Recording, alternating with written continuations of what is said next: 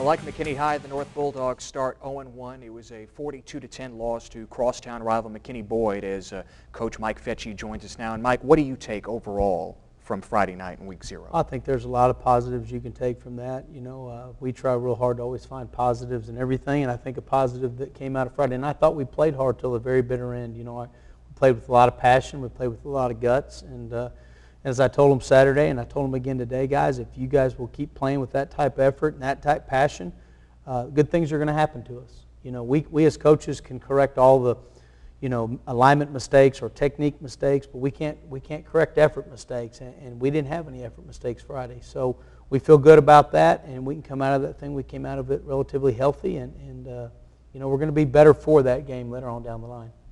And we look at some of the highlights Friday at Ron Post Stadium in McKinney. A nice start for your team. You come up with an interception on the first drive of the game. Boyd's quarterback, Russell Williams, rolling out to his right. A little pressure, and Justin Daly on your safety comes up with the pick. That's a nice way to start the game for us right there, and to get the ball in the first offensive series after that and actually move it down there. Great run here by Selwyn. It's a big old hole for us to run through. And early on, I thought we did a good job of moving them up front. You know, had to settle for a field goal from Nickerson right here, but it was points on the board for us, so we felt good about that. And we came out, and Jacob McClay makes a big stop for us the next series. And then they were in a too tight set, running the ball downhill to Driscoll, and we had to adjust that early, and our kids did. They ran to the ball well early on, and Lazoya and those guys making a tackle right there. You always had just about multiple players around Driscoll. It's hard to bring down Driscoll, for sure. It is hard to bring him down. He's a very, very good player, and we knew we were going to have to get more than one guy there to tackle him. And when we did that, we were effective. When it was one-on-one, he was effective. So, it was a good deal for us to find out where we are. Stats don't show it. We see Hunter Walling with a couple of completions to Sam Lucania there, but Walling had a nice night overall going into his first full year as a starter. He did. Every decision he made was the right decision. He threw the ball where we've taught him to throw it. He did a nice job in the pocket along with our offensive line. We didn't give up any sacks. And anytime you play defensive line like that, that's a big plus. He ran the offense well, and we were pleased with that. That's a great play by Evan Jones matching up against Cameron DeSalle. That was an intriguing matchup all night long. It really was. Considering Evan was playing a lot of snaps on offense too, I thought he did a great job of covering that kid all night. And then, we get a sack right here and cause a turnover, and Logan Teal, recovers his first varsity fumble, and it was a big-time deal for us there. Yeah, Teal is a sophomore. It gives you some depth at linebacker.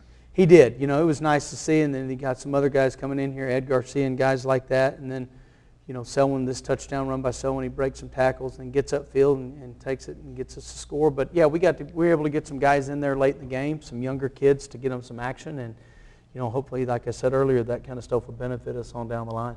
The final 42-10. Selwyn Smith, a senior, on the varsity for the first time. He was your leading rusher on Friday night, 76 yards on 15 carries. Of course, you'd love to have Devin Smith available right now. He'll come back when district play begins. How do you assess that running back situation with Selwyn Smith and Devin's younger brother, Trey Smith? You look at their stats together. I think Selwyn had 15 carries for 75, 76 yards. Trey had 9 carries for about 30 yards. Combined, that's 23, 24 carries for 100 yards, and that's what we want our back to do. Until Devin comes back, and those two guys are going to have to share that load. And if we feel like if we can rush for over 100 yards, we're doing some good things. And we did that, and although it was combined, we got that done, and we did a good job up front on the offensive line blocking those guys. That's some great defenders we went against on Friday night, and for the most part, we did a good job. On the other side of the ball, really only 2 returning starters, to be honest, with Anthony Lazoya and Ed Garcia at linebackers. You had effort all night long. Tough against that Boyd front and tough to bring down Brian Driscoll. What's the message for you and your coordinator, John Loudermilk, to that defense this week? I think the thing is we have to be able to adjust, and we had a game plan for Boyd. We had practiced what we knew Boyd did. Then they come out and they're in 2 tights against us, which is not something we thought they were going to do or we had seen them do. And they had some different blocking schemes inside we had not seen them do. So for our young kids, it was learning how sometimes you've got to adjust on a Friday night and go out against a scheme that you hadn't seen for 3 days before. And I thought our kids did a good job of that, handling that. I thought we did a decent job of tackling at times. But I know we ran to the football, and you said it a minute ago, I was most proud of, I thought we played really hard. We played hard from the first snap all the way till the end, and I knew that, and I mentioned to him Saturday, the Boyd kid breaks a long run there late in the game, and the game was well out of hand at that point, but if you watch that. You see our guys are still, all of them running down the field, all of them trying to get there, and DeLeon just barely misses them at the goal line. And I knew right there we got a team that's got some guts, and hopefully we can just continue to build on that. Yeah, you've always liked this team specifically, that they're feisty. They will continue to fight. You've had to deal with season opening losses to Boyd before. Last year it actually turned out to be a springboard for your team. You won 5 of 6 last year following this game. How do you turn this into a positive now going forward? I think that you take it and you go in there and explain to them and say, guys, look, when you play good quality football teams like Boyd is, how important it is that you take care of the football, how important it is that you play well on special teams, how important it is that you tackle well. Those are 3 things I don't think we did a real good job of the other night, and you can learn from those things. There's different philosophies, Ted, on that preseason stuff. Some guys go play a bunch of folks they know they can throttle. Some guys go play people that are like them, and some guys go play people that they know are better than them. But it's a process. It's all about your mindset, and I think our kids handled it the right way. They came in on Saturday. Yeah, they were upset on Saturday. A lot more upset than I think we were last year at this time on Saturday. I think we were more just kind of happy to get out of that thing last year. But they really felt like they could win Friday, and they felt that way, and they fought hard. So you're going to be let down when that happens. We got to use that to our advantage because we're going to play folks in district, Highland Park, Wiley, people like that, that are going to be physical. They're going to be tough, and we're going to have to tackle well and play well on special teams and all those phases. So we can learn from this game right here and just move forward and go from there. You move forward to Bryan Adams from the Dallas Independent School District. It'll be Thursday night at Ron Post Stadium. This is a team that you shut out a year ago, 30-0. What do you see from the Cougars this year? The thing is, they're exactly the same because a lot of the same kids are back. They've got a number of returning starters across the board. Very, very athletic. Everywhere they got great-looking kids all across the board.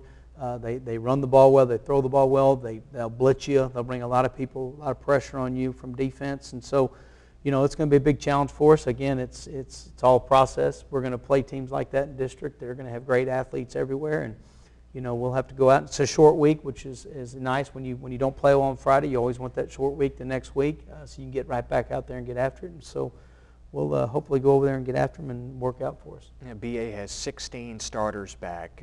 They were 2-8 last year.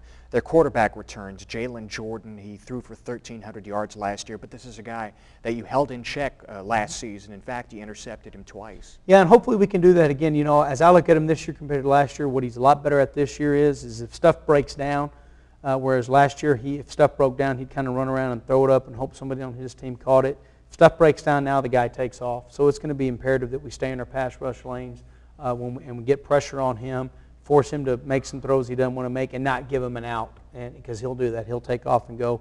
It'll be a big challenge for our secondary and our defensive line. You bring up the short week. You've been through it before. You'll go through it again later this season.